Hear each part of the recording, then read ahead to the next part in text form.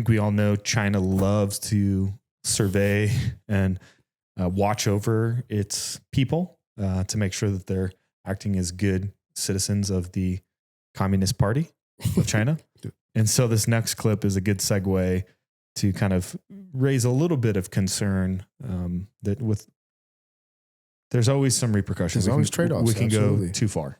And so we need, if you don't, the problem is if you don't understand AI and you don't take the time to understand cryptocurrency, you're really going to have no way to tell that this is happening until it's too late.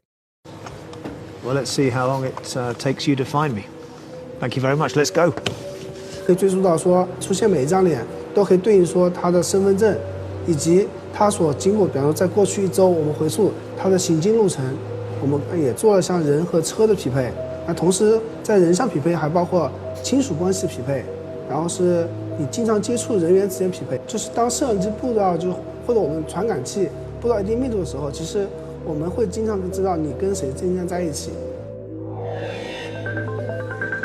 Well, here we are then. I've just got out of the car, close to the city centre, and for the purposes of this exercise, the plan is for me to start walking in the direction of the bus station. My image has already been flagged to the authorities as a suspect, and in theory, it should only be a matter of time. 我一定非要从门里头通过，他就站在。哎，对，就是这里，就是这里。有没有看过？好，安全通道。 Uh-oh. Right behind me, you can see just over my left shoulder there. Hello, guys. I've been expecting you. Maybe these guys aren't in on the joke. All right. So for those of you that are just listening to this right now, they put his face into facial recognition software, and within 7 minutes, they were able to track him down using their 700 million CCTV network that they have in China, which is crazy. And even worse than that, if you guys haven't seen the movie Eagle Eye, you should probably go watch it with Shia LaBeouf, where he has a twin. The twin basically declines the AI surveillance system that they have built, the United States government has built, from taking action on something. And so the AI actually ends up killing his brother, but it's his twin. So the AI then starts tracking Shia LaBeouf down and then tries to get him to go through this series of crazy things in order to get him to override the manual shutdown that his brother has put in. Great movie if you haven't seen it. So that's like the negative of like, if we have this much tech and this much network of control over society, and then we just hand over the keys to AI is smarter than us. That's already been proven. What are the long tail repercussions of that? Well, I mean, this is where the pessimist comes back out from my hint about the optimist there's always someone behind it, right? Right. And I think that's the important piece is this stuff is extremely fascinating and cool how it can be utilized in its utilization capacity. But I think the key piece, this goes back to the God conversation, right? The moral conversation. Because who are the people behind that, right? These are people who, in China's case, these people play God. In China's case, the People's Republic of China is actually the Prisoners' Republic of China, right? And if there's just limits, man, I at least my mind goes to, my brain goes to the fact that this type of technology is not fit for a society of atheists. Right. Because where is your moral compass in this? And how do you handle wielding such power and authority? This whole idea of like subjective morality. Correct. Right? There has to be objective truth and objective morality. And we've even heard that argument, right, from some of the kids on college campuses about like, well, that's just the way that they do things there. It's like, okay, well, but all of a sudden they get a hold of technology like this and they use it at scale. Anyone who has power and authority that has no sense of an overarching power of authority over them is a dangerous person. Correct. And so my mind goes to that of like, those are some of the ramifications. Who's deciding this? Hence why that conversation about, who's on the AI board and whether or not it's going to be open source. And from a couple pods ago. Yeah, these are real serious questions because now, you think comedy is censored now. Wait till you get to something where it's like you can't even make a joke because in China they don't make media that criticizes their government. No, or they'll be caught in 7 minutes, right? And so it's who's behind this and who are they accountable to, if anything at all. So that's where my mind goes. Yeah, and a little segue off of that, this has always been the argument about cryptocurrency versus Bitcoin, right? Of like centralized control. Correct. Ethereum, ADA, aka Cardano, for example, they're all controlled by a central ruling body that can pivot the code at any one point in time, where Bitcoin would require 90% of the entire network to agree in order to make a change to how we do it, which is actually really a good thing because it's impossible. Yeah. We can't even agree on who should be president, let alone get 90% consensus on where the code should go. And people have tried to break off from that core code and go build some variation of Bitcoin, and it's failed miserably, right?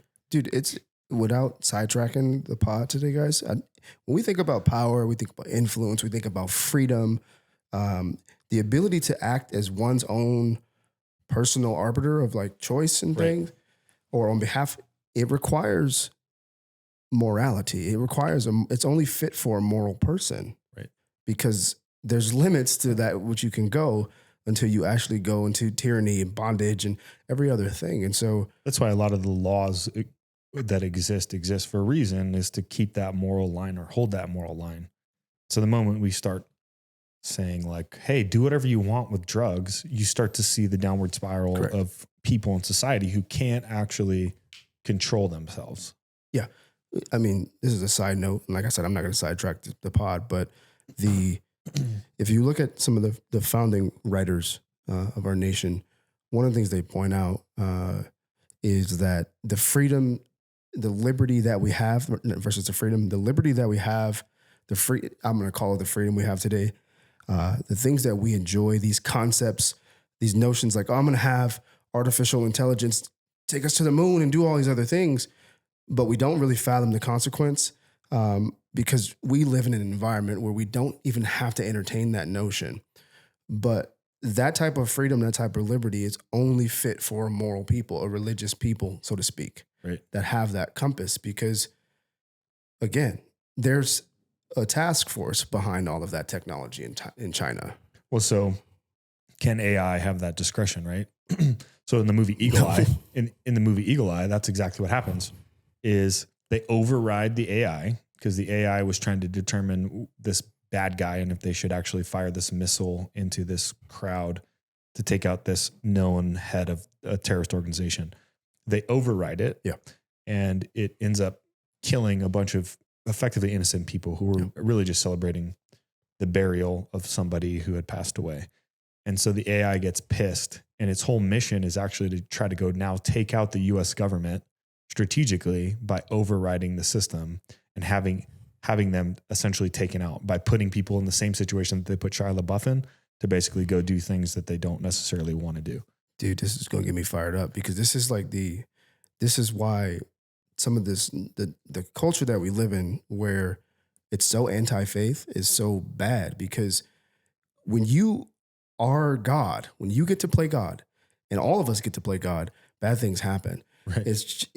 Dude, unchecked power, influence, authority, decision-making is bad. And